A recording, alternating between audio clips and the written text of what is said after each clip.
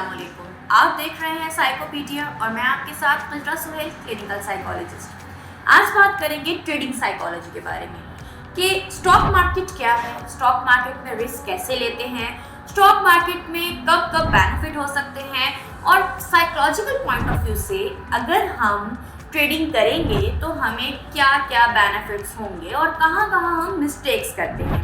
तो मैं आज आपको बताऊंगी कि सबसे इम्पॉर्टेंट चीज़ जब स्टॉक मार्केट में हम ट्रेडिंग कर रहे होते हैं तो वहाँ पर बेसिक एरर्स कौन से होते हैं। अब साइकोलॉजिकल पॉइंट ऑफ व्यू से मैं आपको ये एरर्स उनके बता रही हूँ, तो इसको आपने लाजमी जो है वो पूरा देखना है वीडियो को।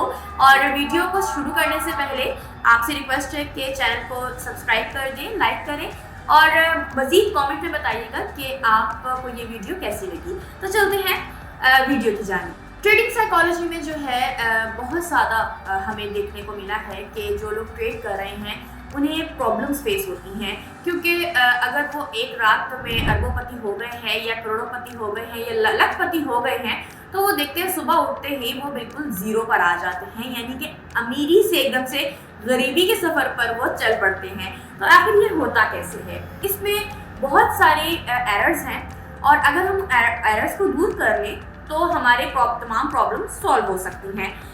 ट्रेडिंग आजकल जो है रुझान बहुत बढ़ गया है और कुछ अर्से से हम देख रहे हैं कि ट्रेडिंग में बहुत सारे लोगों ने अपने जो है वो शेयर्स परचेज करना शुरू कर दिए हैं, इन्वेस्ट करना शुरू कर दिया है और उनका ये ख्याल है कि हम जो है बेनिफिट टू बेनिफिट जो है वो चलेंगे।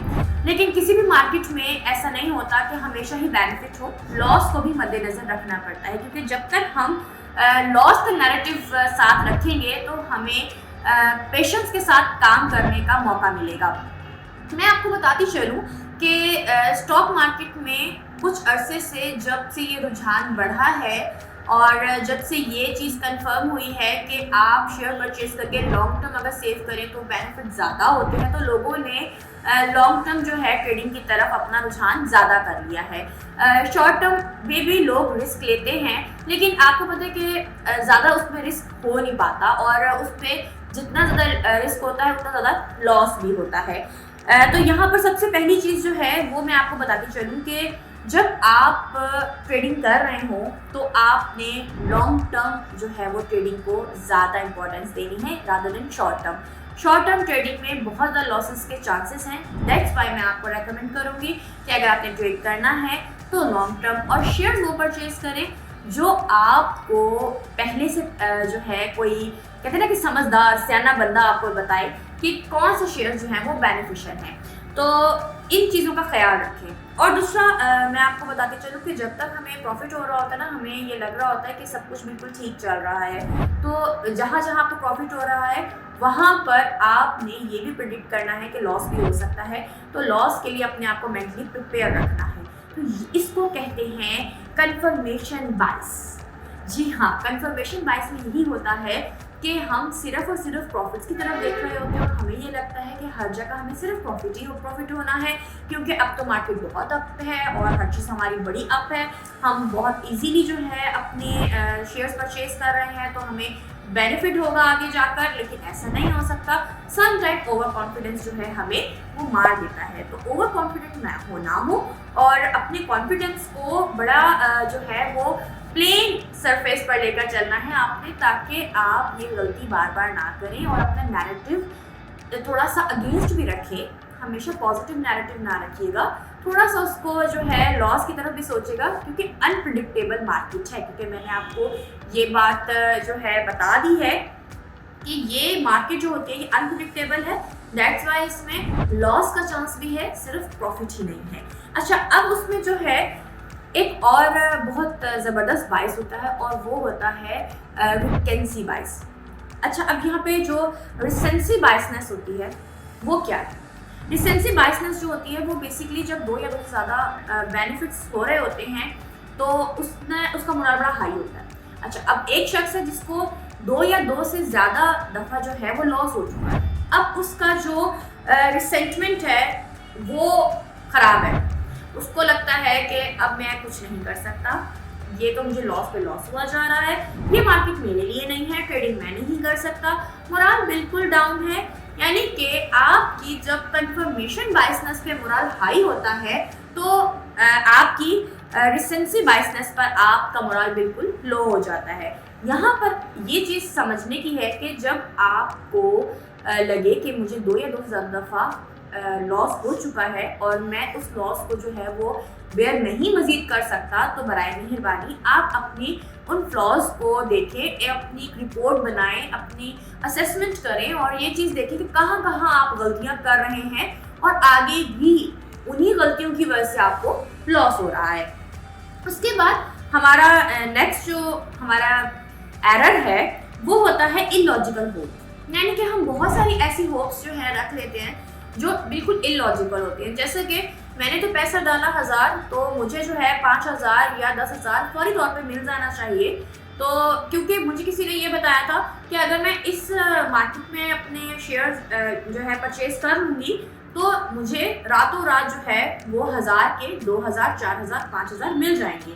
तो ये इलॉजिकल आपकी जो है वो प्रेडिक्शन है या आपका इलॉजिकल एक सिनेरियो है जिसकी वजह से आपको नुकसान हो सकता है।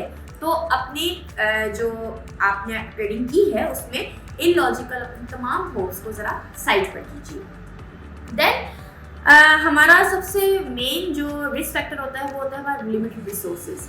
अगर आपके पास इनकम जो है वो ज़्यादा नहीं है, आपकी इनकम ज़्यादा नहीं है, आपके पास जो है पैसे ज़्यादा नहीं है और आप लोन लेकर या आप किसी उधार लेकर या व्हाटएवर आप किसी भी मद में जो है या कोई चीज़ बेचकर आप इन्वेस्ट कर रहे हो, तो आपको ये लगे कि मैं अब इन्वेस्ट कर रहा हूँ तो कुछ अर्से बाद मुझे से डबल आ जाएगा, प्रॉफिट हो जाएगा, तो ये भी एक गलत जो है वो आपकी प्रेडिक्शन है। क्योंकि आप जब अपने इनकम रिसोर्सेज से आउट होकर आप जब ट्रेड कर रहे होते हो, आप इन्वेस्ट कर रहे हो, तो वहाँ जाकर आपको प्रॉब्लम ये होगी कि बैकअप कुछ नहीं होगा और आपको उसको होल्ड करके रखना है। जब आपको होल्ड करके रखना है तो उस टाइम पीरियड तक आप क्या करेंगे? कुछ भी नहीं। और अगर आपके पास ये आपको ये पता है कि मुझे प्रॉफिट जो है वो 2-3 लाख का होगा या मैं कुछ जो है वो 1000 उसमें इन्वेस्ट कर रहा हूँ और मुझे करोड़ों रुपए चाहिए, तो ये आपकी एक तो फॉल्स बिलीफ्स हैं ही, आपके इलॉजिकल होप्स हैं ही, साथ ही साथ आप अपने सोर्सेज से आउट हो रहे हैं और रिसोर्सेज से आउट होने के बाद आप परेशानी का शिकार हो जाएंगे, इमोशनल डिस्टर्बेंसेस आपकी ज़्यादा हो जाएंगी। और इसी के साथ साथ आपकी जो इनकम है अगर वो है 5000 6000 रुपये और आपको लॉस हो रहा है 2-3 हज़ार रुपये, तो ये आप टोटली लॉस में जा रहे हैं। आपको फिर ट्रेड करने के लिए पहले अपनी इनकम ज़्यादा करनी होगी।